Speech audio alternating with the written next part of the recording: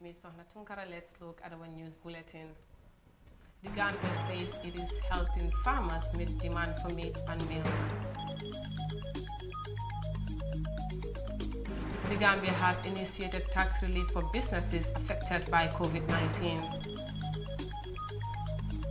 What does the world remember about the November 11 attacks on America 19 years later?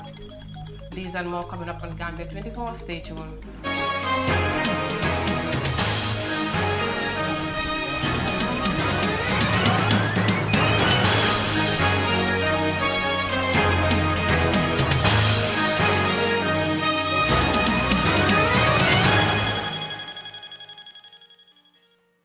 Welcome back and many thanks for joining us.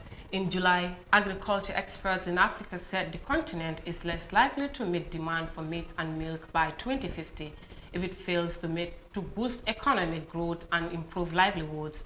In the next 30 years, meat consumption per person will rise from 19 kilograms to 26 kilograms a year, while demand for milk will rise from 44 kilograms to 64 kilograms per person yearly. The experts say, on Friday, the Gambia government said it was helping dairy farmers to meet the demand for meat and milk in a country where imported frozen chicken legs are the cheapest source of protein for the majority of the population. Khadija Tiseka reports. The Gambia government is working towards improving both crop and animal farming. The Ministry of Agriculture supported many farmers engaged in commercial poultry production, mini dairies, in order to boost supply of meat and milk, the country's Information Minister Ibrahim Silla said on Friday. The Ministry of Agriculture also continues to support and collaborate with commercial poultry schemes in different parts of the country. Support has been extended to 217 individuals and 39 community broiler schemes. Also, the ministry supported the establishment of 52 compost pens to support 3 mini dairies that are being rehabilitated in Lower River Region, Central River Region South, and North Central River Region North to improve milk and meat production, as well as increase the availability of milk to the mini dairies. Yes. All the animals in the scheme have been vaccinated against black quarter, commonly known as BQ, and other animal diseases. Ibrahim Silla also told journalists during a weekly briefing that the Department of Livestock Service recently sensitized farmers on reducing conflicts among them. The Department of Livestock Services, in collaboration with National Livestock Owners Association, recently concluded a countrywide sensitization of communities, as this is the period when conflicts are more common among crop farmers and livestock owners. Africa's livestock sector accounts for 80% of agricultural GDP in some countries, but based on current projections, the continent is likely to import 20% of the beef, pork, poultry and milk needed by an estimated population of 2.2 billion in 2050, expert says. For iAfrica News, I am Khadija Tuseka. Your head is Jetuseka on the government saying they will help farmers meet the demand of meat and milk. The Gambia government in July this year announced the mandatory wearing of face masks in public places. This decision came following an increase in the number of COVID-19 cases in the country.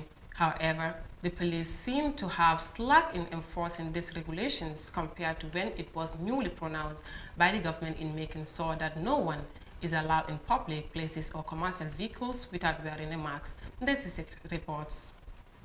Despite the government's announcement to make the wearing of face masks mandatory in public places, effective implementation seems to be lacking. iAfrica TV visited Westfield this morning to ascertain the non-wearing of face masks by some members of the public. Most of these people claim that the wearing of a face mask has no positive impact on their lives, as they find it difficult to breathe whilst wearing it. One such person is Mustafa Suso, who said the wearing of a face mask has no benefit, arguing that it cannot prevent him from contracting the virus. Wearing a face mask has no benefit, simply because it affects my breathing. I cannot breathe properly whilst wearing a face mask. In fact, this cannot fully prevent one from the virus.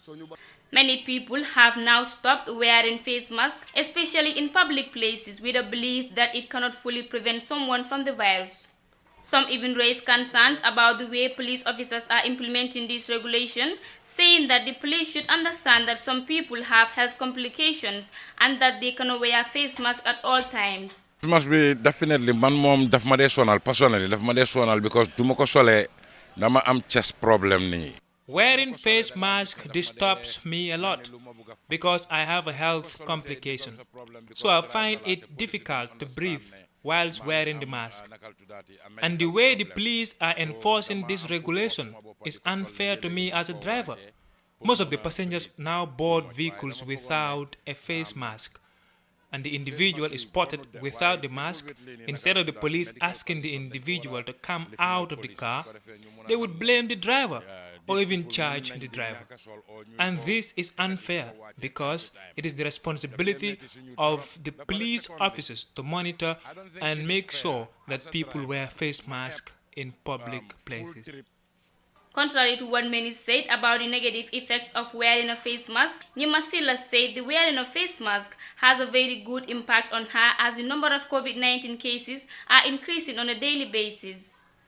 Well, actually, the use of face mask has a great positive impact in my life because actually, as we see, cases are increasing on a daily basis, and using face mask can really help you to protect yourself from this deadly virus. So I am really seeing a positive impact it has on my life, honestly. The mandatory wearing of face mask came as a way to contain the spread of COVID-19 in the Gambia. Countries that promoted the use of face masks acknowledge that the masks are effective and can prevent the spread of the deadly virus. However, many people seem to have forgotten this regulation as they board vehicles and pass police checkpoints without wearing the mask. For iAfrica TV, I am Daisy. Now, on September 11, 2001, 4 airplanes hijacked by Al-Qaeda militants successfully crashed into the 2 towers of the World Trade Center and the Pentagon in the United States. 2 planes hit the World Trade Center, 1 hit the Pentagon, while the 4th airplane crashed into a field in Sunnyvale, attacks that left almost 3,000 people dead. Ibrahim John tells us more. That tragic Tuesday opened the gate for the fight against terrorism, which led to the October 2001 invasion of Afghanistan, which was at the time led by the Taliban. While Al-Qaeda claimed responsibility for major attacks on the U.S., including coordinated bombings of U.S. embassies in Kenya and Tanzania in 1998, it was the September 11 attacks that ignited a brutal war on terror that has taken 19 years and is still on. At 8:45 in the morning of September 11, 2001, a Boeing 767 loaded with 20,000 gallons of jet fuel crashed into the North Tower of the World Trade Center in New York City. This resulted in a gaping burning hole around the 80th floor of the 110-floor skyscraper. Hundreds of people met their untimely demise in that attack. It was the assault that gave Al-Qaeda prominence and popularity to its Saudi-born leader, Osama bin Laden, and awoke the world to the threat of terrorism.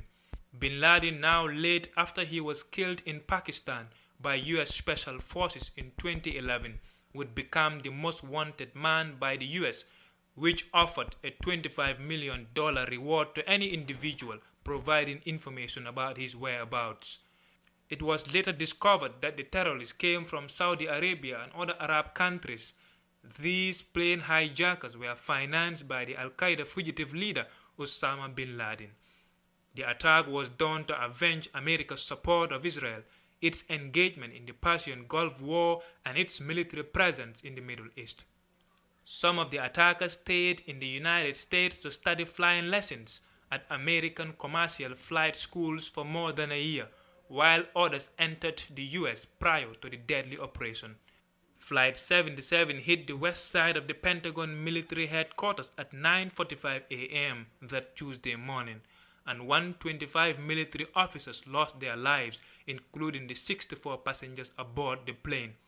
The 4th plane, United Flight 93, which took off from New Jersey, crashed in a rural field near Shanksville in western Pennsylvania at 10 past 10 in the morning. The passengers attacked the hijackers and this eventually led to the plane's crash.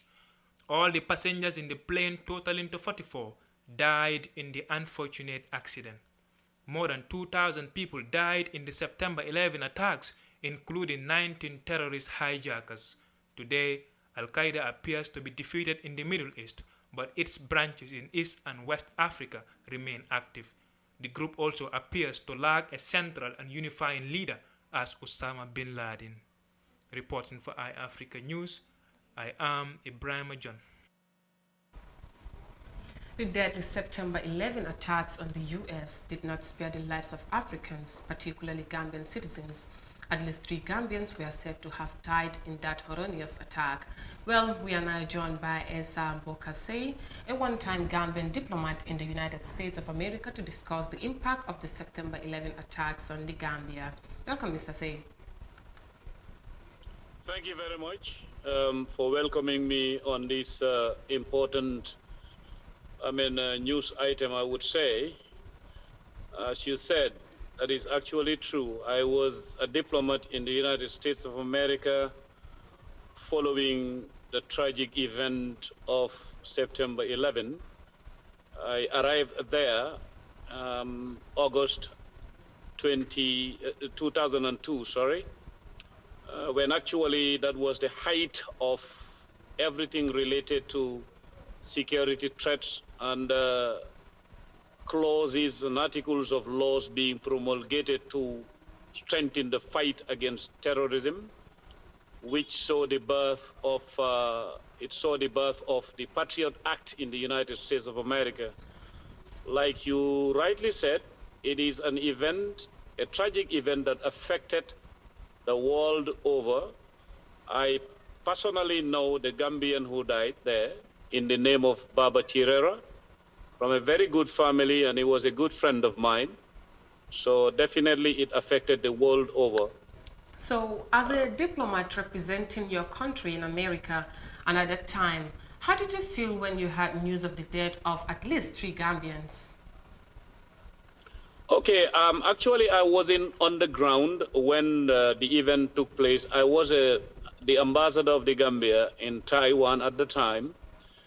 The day itself found me in Taipei, Taimu, but soon after is when I was assigned to go. Well, I would say it is during the steam, the heat, and the smoke of the September 11 long-term and short-term side effects. Well, I would give you particular examples here, or maybe make references to when the Patriot Act was introduced and the diplomats were called and briefed as to how to help the U.S. government and the world at large combat terrorism legally, diplomatically, and indeed being flanked by intelligence gathering and the heroic assignments of special operatives. So definitely, Mr. Say, did the terrorist attack affect the African economy, especially that of the Gambia? Yes, absolutely. In fact, I would say it still affects it, because up to 2017, when some of us were invited in Dakar, way after I became a diplomat, the theme of that conference was digital trust in Africa.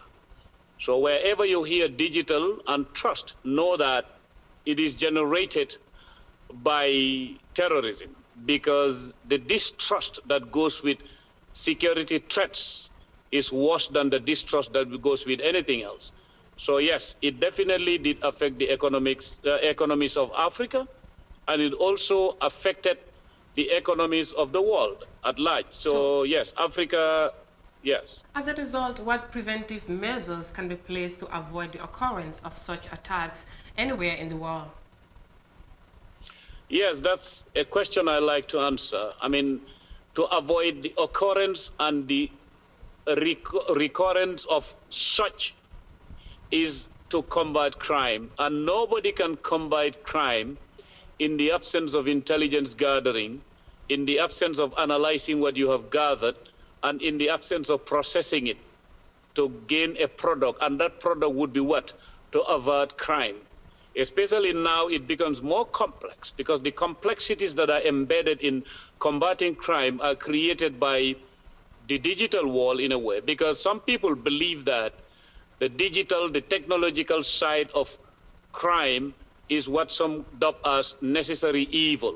You can't do away without the devices, but you also have to be mindful of the fact that the devices can be the conduits of crimes in the world. So we must have to come together.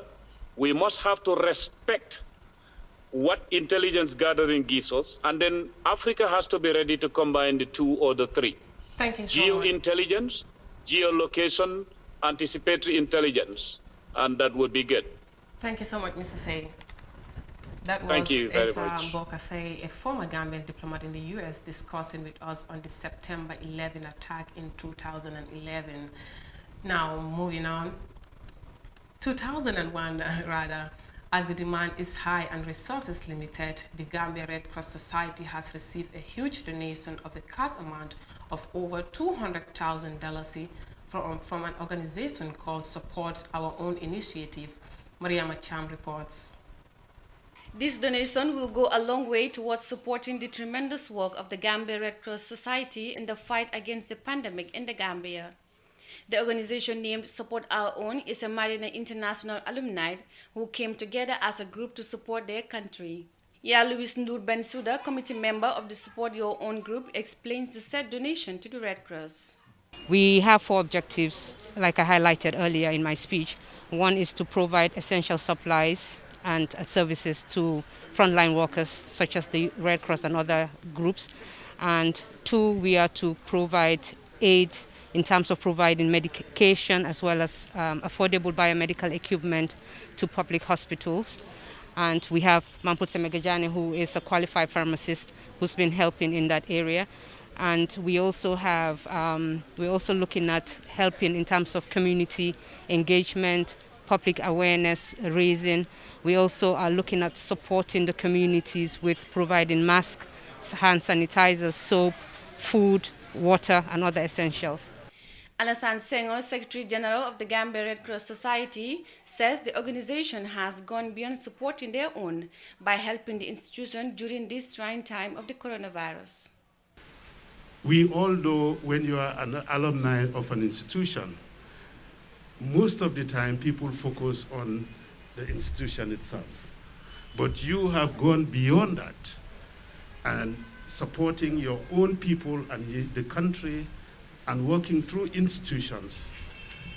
This helps you not only to deliver the goods, but to reach the extra mile that is needed. Because we at the Red Cross, we go the extra mile and we deliver the last mile. We deliver the services at the last mile.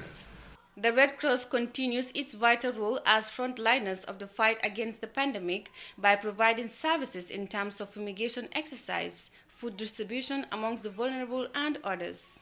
iAfrica News, I am Mariama Cham. The Red Cross continue in the fight against COVID-19.